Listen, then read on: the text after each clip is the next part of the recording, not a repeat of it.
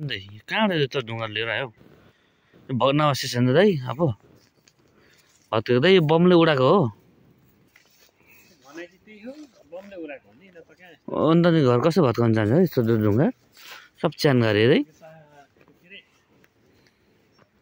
पहिला धरहरा भत्किनेखेरि चाहिँ इँटाहरू पनि चोरेर लग्यो हजुर हजुर हजुर त्यस्तो पनि जस्तो पनि इँटा चोरेर लग्यो कति महत्त्व होला ढुङ्गाहरू चोरेर लग्यो भने एउटा पनि छैन हो नि यस्तो छैन हजुर ढुङ्गा झरेको एउटै पनि छैन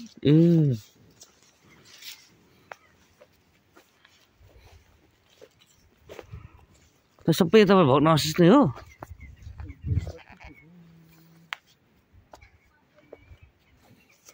1860 अरे 1860 के हुन्छ हौ तल 20 इयर्स अगाडिको कि हो यो बनाउनु अगाडि सम्झाउनको लागि 20 के छ यो चाहिँ बनाएको 2018 मा चाहिँ बनाएको थियो र अनि आजको मजाले बक्सेरहरु भग्नावशेष चाहिँ यो रहेछ है तातेर खाली मजाले एक्सप्लेन गर्छ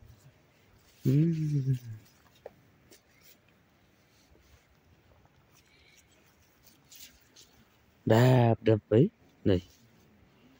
नै यो ढुङ्गा कहाँबाट ल्यायो यो यस्तो सम्म ठाउँमा है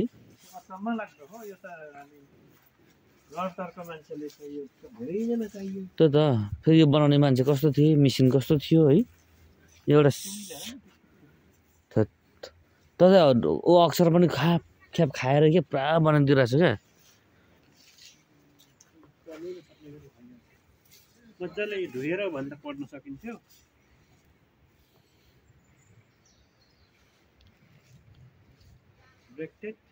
नै पहिला यो राजा रानीहरू नै बस्थ्यो होला यताको राजा रानी नै हो यहाँ ल यहाँ एउटा के अक्षर लेखेको छ ल पढ्नु न सबैले ल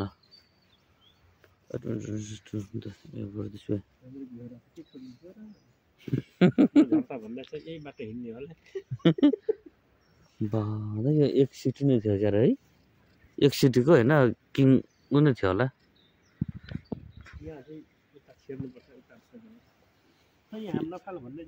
ए हो दाइ अरू पर बाटो छ होला नि दाइ यहाँ पर रहेछ बाटो छैन तार जाली छ नि अरू ओल्लोपट्टि बाटो दाइ त्यो हिँडेको बाटो छ त्यो सानो अनि तार जाली ल्याइरहेछ नि त हामी त अर्कोपट्टि गइन्छ जस्तो यहीँ छ त यहीँ बाटो जस्तो छ हिँडेको बाटो जस्तो स्टेप हामी नफाल भन्यो होइन यहाँ छ बाटो ल हजुर यहाँबाट चाहिँ रहेछ होइन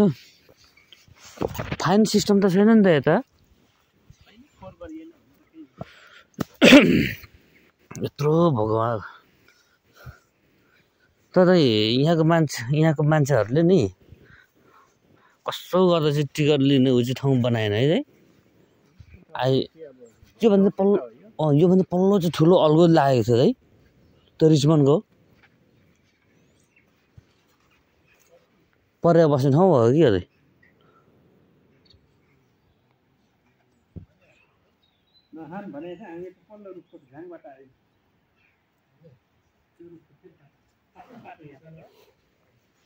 नै यता हेरिदिउँ न है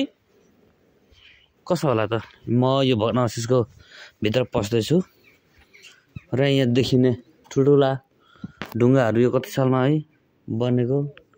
यो दरबारहरू भग्नावशेष ठाउँ ठाउँमा यो भित्र बनेका यो भग्नावशेषहरू जे पनि अमर रहेछन् राम राम के थिएन यहाँ यो यति ठुलो एरियामा फैलिएको रहेछ नि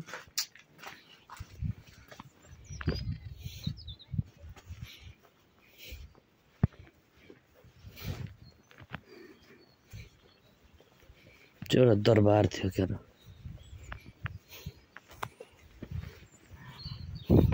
मलाई निस्केको छ क्या नि तलतिर पनि छ त यसको एरिया रानीको कहानी सबै यता लेखेको छ है ए पहिला रानीहरू यता उ गर्छ होला है ए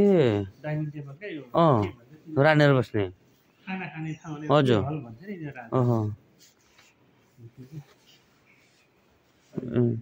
त्यो किचनहरू होला कता कता होला है दाइ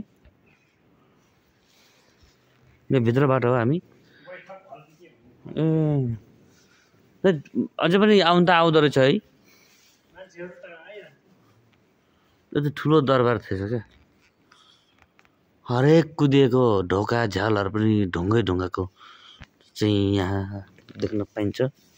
देखिरहेको छौँ के दिमागले लगायो त्यस्तो त्यही त दाइ त्यो बेला सिमेन्ट पनि भएको थिएन सिमेन्ट पनि भएको थिएन ढुङ्गा फेरि कसरी कुदे त्यो ढुङ्गा कुद्ने मिसिन कहाँबाट लिए कसरी सृजना गरे भन्ने कुरा हो क्या दाइ यहाँ पर यहाँ हेर्नु जाऊँ न देखेको थिएँ मलाई पनि थाहा छैन साँच्चै जस्तो लाग्छ साँच्चै नभएको यो दाइ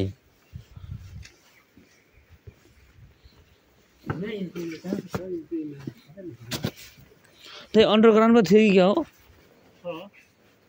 यहाँ तल त्यही यहाँ तलबाट ढोका छ त आउनु न भित्र पनि अर्कै ढोका रहेछ क्या यो हलमा आउनलाई यहाँ तलबाट चढेर आउनु पर्ने थिएछ क्या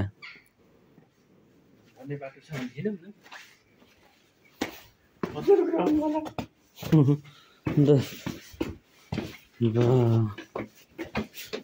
डेन्जरस भन्छ दाइ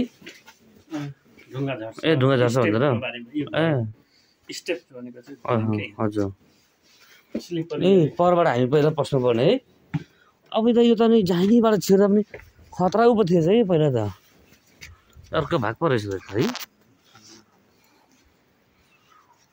कस्तो कस्तो ढुङ्गाहरू पनि लगाइदिएको क्या तलबाट नि पूजा पाठ गरेर चाहिँ एकैचोटि त्यसको माथि हो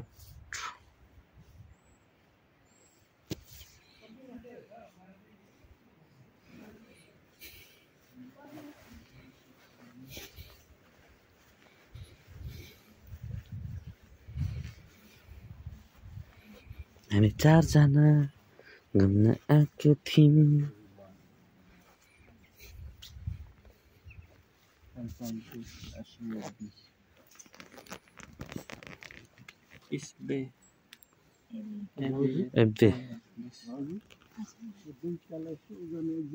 पेन्टिङ गरेको पो रहेछ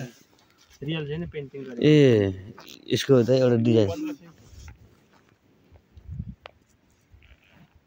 1537 मा पेन्टिङ मात्र गरेको भनेपछि त कहाँ यो त कहिलेको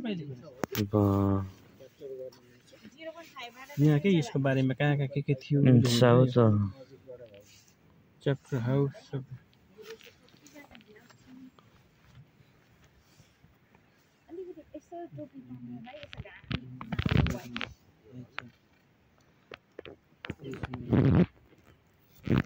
तर पहिलाको घरहरूमा यता चाहिँ मन्दिर चाहिँ के अरे घन्टी झुन्डाउने चलन प्रथा चाहिँ थिएछ है मिडल एजको रहेछ भनेपछि